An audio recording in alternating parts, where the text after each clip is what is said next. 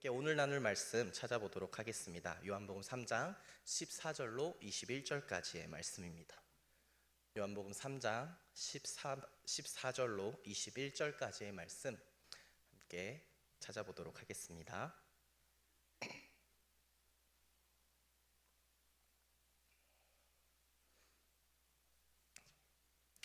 다 찾으신 줄 알고 우리 함께 한 목소리로 합독하도록 하겠습니다. 모세가 광야에서 뱀을 든 것 같이 인자도 들려야 하리니 이는 그를 믿는 자마다 영생을 얻게 하려 하심이니라. 하나님이 세상을 이처럼 사랑하사 독생자를 주셨으니 이는 그를 믿는 자마다 멸망하지 않고 영생을 얻게 하려 하심이라. 하나님이 그 아들을 세상에 보내신 것은 세상을 심판하려 하심이 아니요 그로 말미암아 세상이 구원을 받게 하려 하심이라. 그를 믿는 자는 심판을 받지 아니하는 것이요 믿지 아니하는 자는 하나님의 독생자의 이름을 믿지 아니하므로 벌써 심판을 받은 것이니라. 그 정죄는 이것이니 곧 빛이 세상에 왔으되 사람들이 자기 행위가 악함으로 빛보다 어둠을 더 사랑한 것이니라. 악을 행하는 자마다 빛을 미워하여 빛으로 오지 아니하나니 이는 그 행위가 드러날까 함이요 진리를 따르는 자는 빛으로 오나니 이는 그 행위가 하나님 안에서 행한 것임을 나타내려 함이라 하시니라. 아멘. 하나님 우리 아버지와 그리스도 예수로부터 오는 은혜와 평강이 이 시간 우리와 함께하기를 구합니다. 아멘. 사랑해 라는 말을 꺼내기가 힘들어서 애써 만들어낸 말이 좋아해 였던 적이 있었습니다. 지금도 서로 사랑한다는 표현이 아직도 간질간질한 신혼입니다만 아주 시간이 지난다면 사랑해 라는 그 언어는 동일할 수 있겠지만 그 말이 주는 느낌은 이전에 연애할 때, 신혼일 때, 또 중년의 부부가 되었을 때 차이가 있을 것이라 생각합니다. 저보다 오랜 결혼 생활을 하신 성도님들, 오늘 예배를 마치시고 가정에 돌아가 아내에게, 남편에게 한번 사랑한다 라는 말을 전해볼 수 있기를 축복합니다. 과연 어떤 반응 예상되시나요? 네, 땅을 이렇게 보시면서 웃으시는 분들도 계시고, 네, 그렇죠. 옆에 계신 그럼 성도님들과 함께 인사해 봅시다. 사랑합니다, 축복합니다. 네, 사랑합니다, 축복합니다. 어떠신가요? 낯설지 않은 인사죠. 그렇습니다. 그리스도인인 우리에게는요, 사랑이라는 단어는 너무나 익숙한 단어입니다. 성경의 말씀에서, 또 선포의 결단 속에서, 또 성도의 교제 속에서, 기도의 고백 속에서, 찬양의 가사 속에서 사랑이라는 표현이 넘칩니다. 우리는 하나님을 사랑하고 이웃을 사랑하라는 주님의 말씀을 따르는 그리스도인들이지 않습니까? 진정한 사랑을 잃어버리고 세상이 살고 있다면 한편으로 우리는 진정한 사랑 속에서 익숙해져 버린 것 같기도 합니다. 여러분, 하나님의 그 사랑에 여전히 감동이 느껴지시나요? 여전히 하나님의 그 사랑이 나에게 감동의 말씀으로 다가오시나요? 오늘 본문에는요, 우리가 가장 잘 아는 구절이 포함되어 있죠. 아마 창세기 1장 1절과 내노라 하고 암송할 수 있는 말씀일 것입니다. 우리 함께 암송해 볼까요? 3장 16절의 말씀입니다. 하나님이 세상을 이처럼 사랑하사 독생자를 주셨으니 이는 그를 믿는 자마다 멸망하지 않고 영생을 얻게 하려 하심이라. 아멘. 네, 약간 저도 버벅일까봐 보고 했는데, 네, 이전의 버전, 개역개정 이전의 버전이 너무 익숙해서 그렇죠. 네, 그렇습니다. 3장 16절의 말씀 우리에게 너무나 익숙한 말씀입니다. 우리는 이 본문이 가진 진정한 의미를 과연 알고 살아가고 있을까요? 제 생각에는요, 저도 그렇지만 이 본문이 가진 진정한 의미 가끔씩 잊고 살아가는 듯 합니다. 그 이유는요, 우리에게 익숙한 이 본문에 믿음으로 말미암아 의롭다함을 얻는다는 이신칭의의 종교개혁자들의 독법이 강하게 작용하고 있기 때문이라 생각합니다. 이 구절만 톡 떼어놓고 하나님이 세상을 이처럼 사랑하사 독생자를 주셨다는 것은 과거의 사실로, 당연한 사실로, 그리고 그러니 이를 믿음으로 내가 영생을 얻을 것이다 라는 것은 미래에 대한 기대로 사로잡혀서 오늘 본문을 이해하는데, 오늘 나에게 주신 말씀으로 이해하는데 어려움이 있는 것 같습니다. 또 다른 이유라면요, 하반절에 나오는 영생이라는 단어가 가진 강력함 때문 같습니다. 세상의 모든 문제에 있어서 블랙홀과 같이 모든 것을 빨아들이는 주제라고 한다면 단연코 죽음일 것입니다. 진나라의 시 황제는 죽음을 면하기 위해 평생을 불로초를 찾아 헤맸다라고 전해지고 있고, 우리에겐 악명 높은 찰스 다윈은 환경에 적응한 개체만이 생존할 수 있었다라고 했습니다. 현대과학자 도킨스는요, 유전자의 이기성이 종의 생존을 추구해 왔다라고 보았고, 역사학자 유발 하라리는 자신의 인류 3부작을 통해 인류의 마지막 최종적인 과제가 바로 죽음이다라고 말한 바 있습니다. 만약 우리도 하나님이 세상을 사랑하셔서 아들을 주셨다는 이 사랑의 말씀을 영생을 얻기 위한 정도로 이용하고자 한다면, 우리도 세상이 가지는 그 죽음에 대한 관심과 무관히 살아가는 것 같지 않습니다. 세상의 기대와 동일한 기대를 교회도 역시 갖고 있는 것일 것입니다. 제가 중고등부 아이들을 맡으면서 이전에 교회에서도 그랬지만 잘 사용하는 유비가 있습니다. 기차를 타기까지의 그 티켓은 의미가 있습니다. 티켓이 없다면 우리는 기차를 탈 수 없을 것입니다. 그런데 막상 기차가 목적지에 도착한다면 그 티켓은 어떻게 되나요? 버려질 종이 조각에 불과한 것입니다. 하나님의 놀라운 그 사랑의 이야기를 우리가 영생을 향한 구원 열차의 티켓 정도로만 생각한다면요, 우리는 주님이 아닌 다른 것을 위한 수단으로 주님께 사랑을 고백하고 있는 것입니다. 하나님이 세상을 이처럼 사랑하셨다라는 이 대담한 고백은 그래서 그 아들을 주셨다는 놀라운 사실에서 시작합니다. 그를 믿는 자들에게 부어주시는 영원한 생명은 오늘 우리에게 함께하는 하나님의 사랑으로 보증되는 것입니다. 우리는 오늘 요한이 전하고자 했던 맥락에서 다시금 하나님이 세상을 사랑하신다는 그 사랑을 발견하기를 소망합니다. 오늘 말씀의 제목은 사랑의 깊이입니다. 그 발견을 통해 사랑의 깊은 심연 속에 빠져드는 우리의 신앙, 또 우리의 삶이 되기를 축복합니다. 14절부터 21절까지의 오늘 본문은요, 3장 1절에서 시작한 한 유대인과의 대화에서 이어지는 내용입니다. 3장 1절을 보면 요한은 그를 이렇게 묘사합니다. 바리새인이었고요, 유대인의 지도자라. 그가 밤중에 은밀하게 예수께 찾아와서 이렇게 이야기합니다. 3장 2절입니다. 랍비여, 우리가 당신은 하나님께로부터 오신 선생인 줄 아나이다.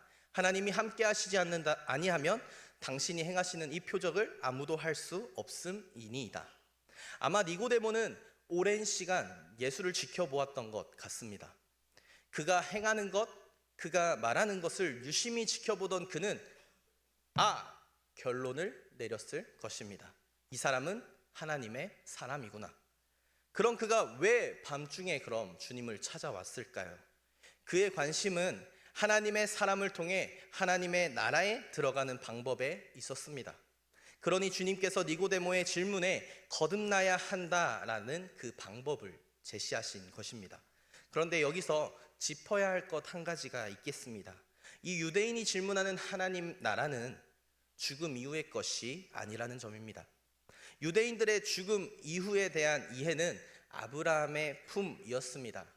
차마 하나님을 가까이 할 수 없어서 지성소도 나누어 놓고 하나님을 마주보면 죽는다라는 생각을 가진 이들이 어떻게 하나님과 함께 하늘 나라에 있을 수 있다라고 생각했을까요? 그들이 가진 내세관의 마지막은 아브라함의 품에 안기는 것이었습니다. 이는 우리가 당대의 그리스 문화가 작용한 신약의 저술과 또 동양의 내세관이 갖는 죽음 이후에 대한 오늘날 우리의 이해와 차이가 분명히 있다라는 것을 우리는 이 말씀을 보며 이해하셔야 합니다. 때문에 우리는 여기서 니고데모와 주님이 이야기하는 하나님의 나라는 하나님의 통치가 있는 곳, 하나님의 뜻이 이루어지는 곳을 이야기한다라고 보아야 합니다. 니고데모가 찾던 이는 로마의 압제 속에서 하나님의 통치와 하나님의 뜻을 이룰 혁명가였습니다. 그런 그의 눈에 들어온 예수는 그럴 만한 인물이었습니다. 그래서 밤중에 은밀히 주님을 찾아와 말한 것입니다. 주님의 답은 거듭나야 한다라는 것이었습니다. 그렇다면 어떻게 거듭날 수 있을까? 율법에 정통했던 니고데모로서는 어려운 답이었습니다. 그래서 어떻게 거듭날 수 있습니까?를 질문합니다. 그 질문에 대한 답이 3장 16절의 말씀으로 이어집니다. 하나님이 세상을 이처럼 사랑하사 독생자를 주셨으니 이는 그를 믿는 자마다 멸망하지 않고 영생을 얻게 하려 하심이라. 이후 21절까지 주님의 그 답변이 이어지죠. 주님의 말씀이 끝나고 나서는 니고데모가 어떠했다, 니고데모가 반응했다라는 어떠함을 요한은 우리에게 전해주고 있지 않습니다. 주님의 말씀이 끝나고 나면 니고데모는 사라집니다. 물론 그 이유가 이 요한복음이 당대의 전기의 형태로서 주인공에 대한 관심만 가졌기 때문에 주변인에 대해서 상세하게 묘사하지 않았다라고 볼 수도 있겠습니다. 니고데모는 그저 주님의 말씀을 이끌어내는 정도로 잠시 등장한 등장인물이었다라고 학자들은 보기도 하죠. 그런데 이 본문을 이야기적으로 생각해 본다면 니고데모는 주님의 말씀을 이해하지 못했기 때문에 그 자리를 떠난 것이라 생각해 볼 수 있겠습니다. 그렇다면 유대인의 지도자 바리새인 중에 니고데모라 하는 사람을 당황케 만든 것은 무엇이었을까? 생각해 보기를 원합니다. 그가 왜 주님의 이 3장 16절의 말씀을 이해하지 못했을까? 3장 16절은 이렇게 시작하죠. 하나님이 세상을 이처럼 사랑하사 독생자를 주셨으니. 수원 오니까 수원 왕갈비 통닭이 생각나는 영화가 있더라고요. 거기에 이런 대사, 지금까지 이런 치킨은 없었다. 네, 그 대사 한번 써보겠습니다. 니고데모의 생각에 지금까지 이런 신은 없었다입니다. 고대 근동에서의 신은 인간을 사랑하지 않습니다. 신을 섬기기 위한 도구로 창조했고 또는 신들의 싸움 중에 부산물로 나타난 게 이 세상과 사람들이다라는 것이 고대 근동의 신이었습니다.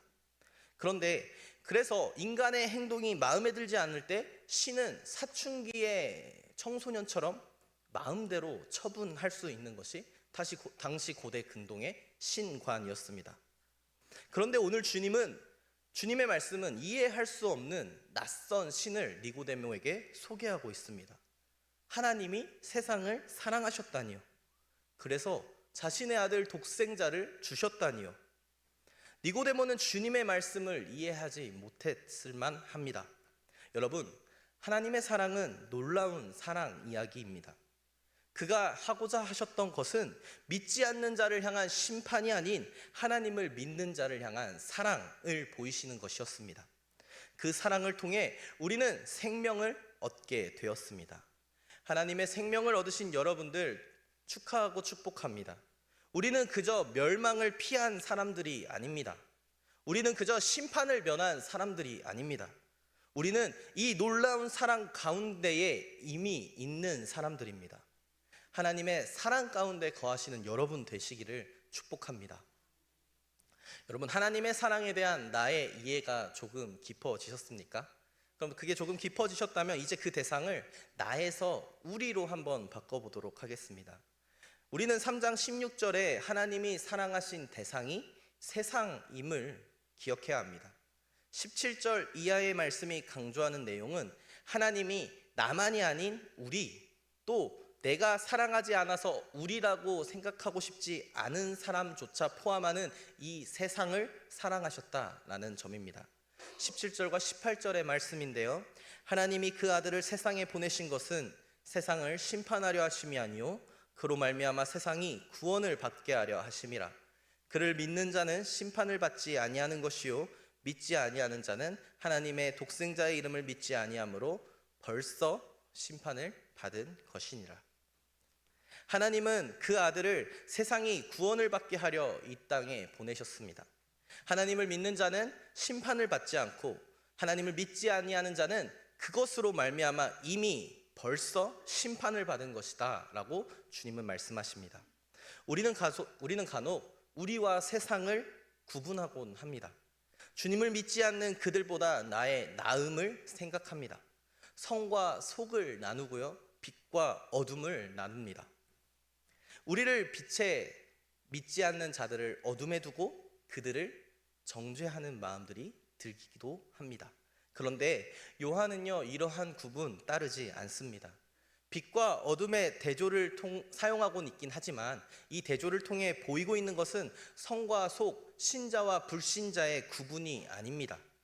요한은 신앙의 의미를 시각적으로 보이고 있을 뿐입니다. 19절의 말씀입니다. 빛이 세상에 왔으되 사람들이 자기 행위가 악함으로 빛보다 어둠을 더 사랑한 것이니라. 요한에게 빛은 말씀이 육신이 되신 주님이시고 나를 포함하는 세상은 그 빛이 아닌 어둠을 사랑하는 곳이었습니다. 요한의 빛과 어둠에 대한 이 이해 1장에서부터 이어온 것입니다. 빛이 어둠에 비치되 어둠이 깨닫지 못하더라 했던 요한복음 1장 5절의 말씀이 생각나는 말씀입니다. 세상은 빛이신 주님을 알아보지 못했습니다. 이는 그들이 빛이 아닌 것을 더 사랑했기 때문입니다. 그래서 요한은 이렇게 전합니다. 1장 9절과 11절의 말씀입니다. 참빛 곧 세상에 와서 각 사람에게 비추는 빛이 있었나니 그가 세상에 계셨으며 세상은 그로 말미암아 지은 바 되었으되 세상이 그를 알지 못하였고 자기 땅에 오매 자기 백성이 영접하지 아니하였으나 어둠을 사랑하는 세상에 빛이신 주님이 오셨습니다. 세상은 어둠을 사랑하고 있지만 하나님은 어둠을 사랑하는 세상을 사랑하셔서 참 빛을 우리에게 주셨습니다. 여러분, 우리가 하나님의 자녀라 불릴 수 있는 모든 일의 원인, 그 원인이라면 바로 사랑임을 기억합시다. 우리가 하나님을 사랑해서 빛이 된 것이 아닙니다. 아직 우리는 여전히 어둠 가운데에 있습니다. 하나님이 세상을 사랑해서입니다. 이것은 심판이 아닙니다. 주님의 판단도 아닙니다. 무조건적인 사랑입니다. 여러분, 하나님의 사랑은 이러합니다. 하나님께서는요, 자기보다 자기가 아닌 다른 것을 사랑하는 이들을 사랑하십니다. 그 아들을 그래서 우리에게 보내주신 것입니다. 그렇다면 그 사랑에서 벗어날 수 있는 세상의 사람 누구도 없습니다. 주님의 사랑은 세상 모두를 향한 사랑입니다. 더 나은 사람이 받는 보상, 심판, 그것이 아닙니다. 모든 이를 향한 주님의 은혜를 오늘 요한복음 3장 16절을 포함하는 본문을 통해 요한은 주님의 말씀을 우리에게 전하고 있는 것입니다. 여러분, 하나님이 세상을 이처럼 사랑하십니다. 주님이 그러하시다면, 우리가 따르는 주님이 그러하시다면 주님을 따르는 우리도 세상에서 어떤 사람도 우리의 사랑밖에 둘 수 없을 것입니다. 없어야겠습니다. 사랑하지 못할 사람 없습니다. 우리는 세상을 손가락질하고 비난할 수도 없습니다. 나보다 못한 사람 찾아내서 그를 비하해서 나를 높이려 하는 것은 하나님이 그렇게 하기를 마다하신 심판입니다. 세상을 심판하려는 유혹에 빠지는 우리를 부끄럽게 만드는 오늘 말씀을 기억하시기 바랍니다. 하나님은 그 아들을 통해 세상을 심판하려 하시지 않으셨습니다. 이미 서로가 서로를 심판하는 세상을, 어둠 가운데 있는 세상을 사랑하셔서 그 세상을 구원하고자 하신 분이 바로 우리의 하나님이십니다. 사랑으로 심판에서 구원받은 우리가 할 일이 심판이 되어서는 안 됩니다. 우리가 해야 할 일이라면 하나님이 우리를 사랑하신 것처럼 우리도 서로 사랑하는 것입니다. 우리가 선을 긋고 나와 너를 나누고 높은 벽을 쌓아 구분하고 싶은 유혹을 떨쳐내야 합니다. 오늘날 나누어진 세상 가운데서 사랑이라고는 전혀 보이지 않는 이곳에서 사랑이란 진부해져 버리고 드라마나 영화의 소재가 되어버린 것 같은 이 시대에 우리는 여전히 하나님의 사랑을 이야기할 수 있어야 합니다. 여러분, 생각해 봅시다. 오늘날 갈등이 얼마나 심한가요? 남자와 여자를 나눕니다. 정치 이념으로 갈라서 있습니다. 세대 간에도 나누어져 있죠. 노키즈존, 노어덜트존. 서로를 이해하지 못하는 갈등들 있습니다. 한편으로는요, 그 갈등들이 갈등을 넘어서 혐오의 시대를 살아가고 있습니다. 갈등과 혐오의 시대에서 우리는 여전히 사랑을 이야기합니다. 물론 나누어진 것은 사실이죠. 빛과 어둠도 나누어져 있었습니다. 그런데 빛의 방법은요, 하나님의 방법은요, 어둠을 혐오하는 방법이 아니었습니다. 심판하지 않으셨습니다. 사랑하셨습니다. 그래서 그 빛이 어둠 가운데로 들어왔습니다. 그리고 그들의 방식대로, 어둠의 방식대로 세상의 심판을 따라 십자가에 달려 죽으셨습니다. 그 십자가의 죽음이 오히려 세상을 살리는 생명이 되었음을 우리는 잘 아시지 않습니까? 여러분, 하나님의 사랑, 그것입니다. 여러분, 하나님이 우리를 사랑하셨듯 우리도 서로 사랑해야 합니다. 세상을 살되, 어둠의 세상을 살되 어둠 가운데 있지만 우리는 빛의 자녀로 사셔야 합니다. 그것은 세상을 혐오하고 심판하는 방식이 아닌 빛이 보인 사랑의 방법으로 사랑을 가지고 세상에 전해야 한다라는 것입니다. 우리가 받은 사랑의 깊이를 우리의 이웃을 향해서도 넓힐 수 있는 우리 수원교회 성도님들 되시기를 축복합니다. 다음 질문은 사람들이 하나님이 세상을 사랑하신다는 사실을 어떻게 알 수 있을까입니다. 어둠을 사랑하는 그들의 마음을 돌이켜야 하는데 말이죠. 의외로 단순할 것입니다. 그런데 가장 어려운 방법입니다. 그들이 우리의 사랑을 받는다면 그들은 우리를 통해 더 많은 것을 알고 싶어 할 것입니다. 사랑이란 진부해져 버린 시대에 사랑을 말하는 집단이 있다면 그들을 통해 사랑을 배워보고자 할 것입니다. 우리는 예수 그리스도가 이 세상의 참 빛이심을, 하나님이 세상을 이처럼 사랑하신다는 것을 전할 수 있는 유일한 도구입니다. 그들이 그 사랑을 우리를 통해 경험하고 우리의 사랑을 통해 주님을 경험할 수 있다면 어둠을 사랑하던 세상이 오늘 요한의 말처럼 점차 빛으로 나아오게 될 것임을 우리는 확신합니다. 그래서 답이 교회에 있다라고 할 수 있는 것입니다. 교회는 그 사랑의 공동체여야 합니다. 교회가 이익을 추구한다면 회사와 다를 것이 없습니다. 마음 맞는 사람만 모인다면 그것은 세상의 사교 모임에 지나지 않습니다. 그런데 우리는 성도의 모임을 교회라고 합니다. 그것은 하나님의 그 깊은 사랑을 받았다 여기는 이들의 모임입니다. 교회가 먼저 그 사랑의 감동 없이는, 그 사랑의 교제 없이는 세상에 답이 될 다른 방법이 없습니다. 교회가 함께 사랑하게 될 때, 하나님이 사랑하시는 세상을 함께 사랑하며 나아갈 때에 세상은 우리를 통해 점차 빛으로 나아오게 될 것입니다. 우리의 사랑을 통해 주님을 경험하게 될 것입니다. 여러분, 하나님이 세상을 사랑하십니다.